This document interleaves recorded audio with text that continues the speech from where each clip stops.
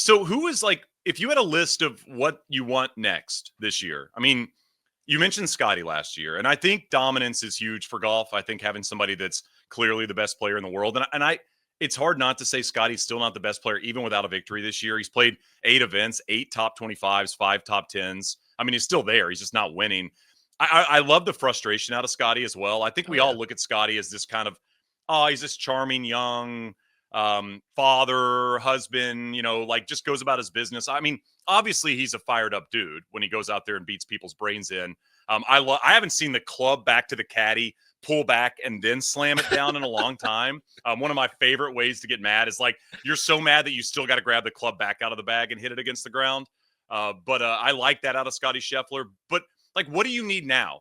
Because I think my number one thing on the list is Scottie to win one of these non-Masters majors. I think that was one of the things coming into the year that I was looking for in 2025. But like, what is on your list of things after we've ticked off Rory and the Slam and the Masters? We've ticked off JT winning. You mentioned Victor. We've had some great wins this season. I think Rory winning early in the year was big, like winning Pebble, winning events that he hadn't typically succeeded in his career. Where are you at now in terms of things that you would hope to see the rest of the year on the PGA Tour? So one Scottie Scheffler note, if you're wondering out there, what's wrong with this guy? As Shane mentioned, all top 25 finishes. Can he win the big one anymore? Who knows? People are asking.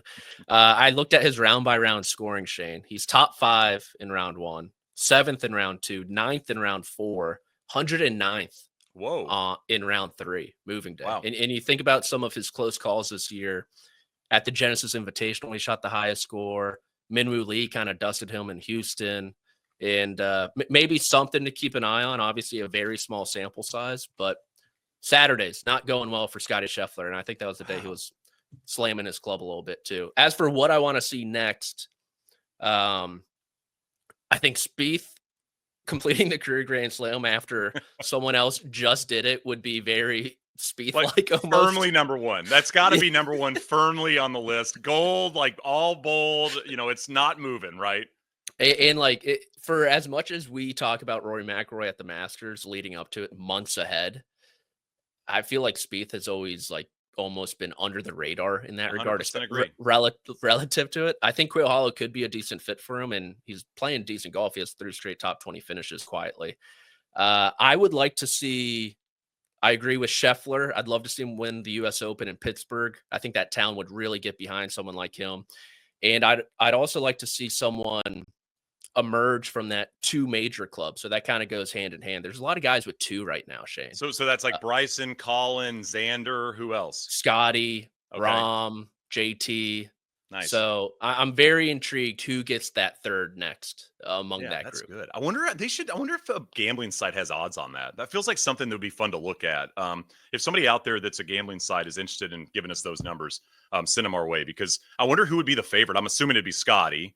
But I'd be interested to know like who's 2 and 3, because that's a pretty elite group. I mean, it'd be easy to put Colin ahead of Rahm or Rahm ahead of Colin, but yeah, that's an interesting one to focus on. I mean, even when you go beyond that, right? Like Dustin Johnson has 2. It's like there's a lot of the modern players that have 2 majors that we talk a lot about and focus a lot on. And I'd say probably of the top 10 modern golfers, there's probably 7 of those guys have 2 majors.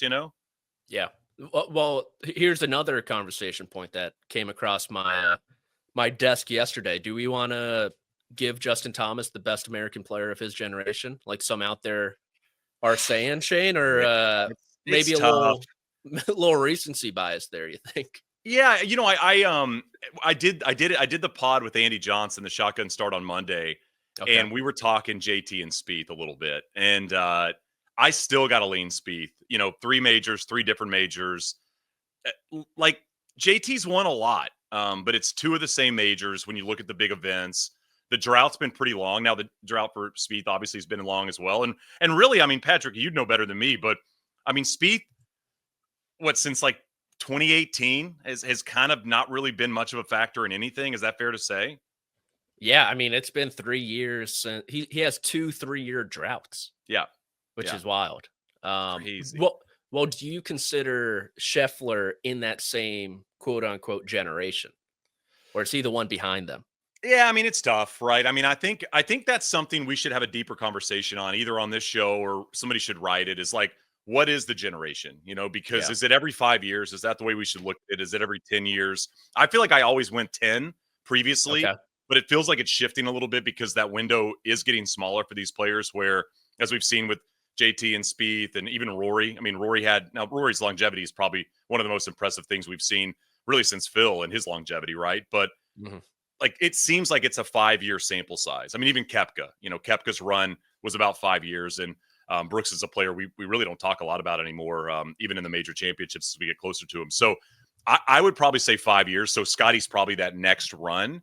But I also think in 20 years from now, people will assume Scottie, JT, and Spieth were all in the same era, So Yeah. it's a little tough, I mean, Rory's not in Tiger's era, but they had crossover for 5 years, So um, I would probably still lean.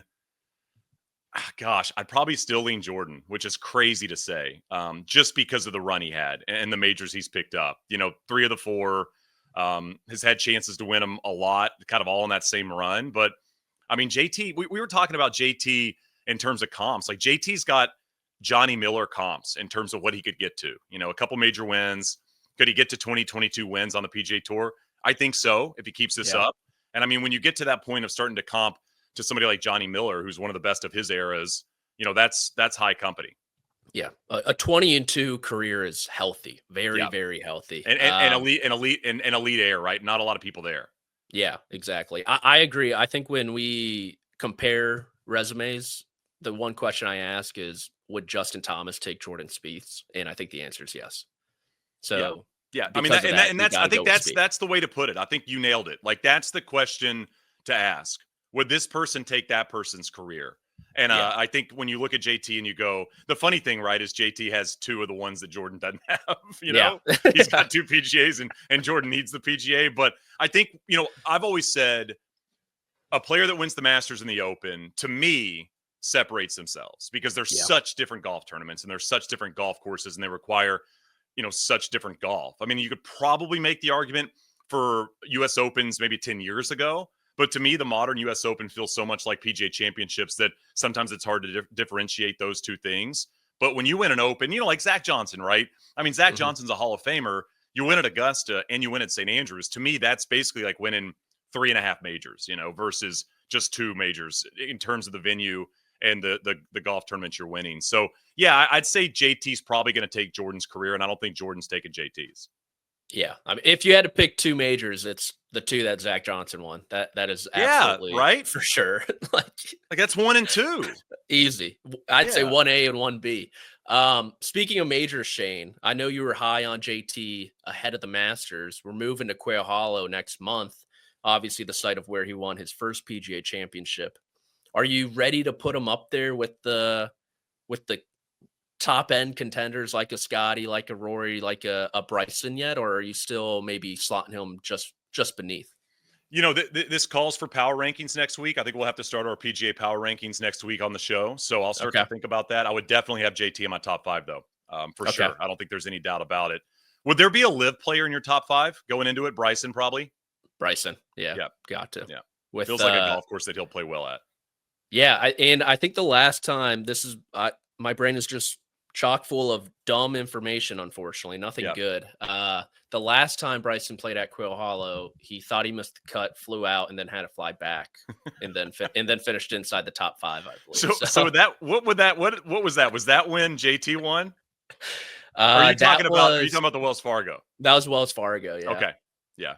That's pretty funny. Yeah, I'm looking Bryson T4, T38, didn't play in 22, T4 second at the PGA Championship. Like that feels like the next major he's going to tick off, Yeah, and with how it's really turned into a driving test, Yep. the PGA Yep. Championship in recent years, and obviously plays into his hands.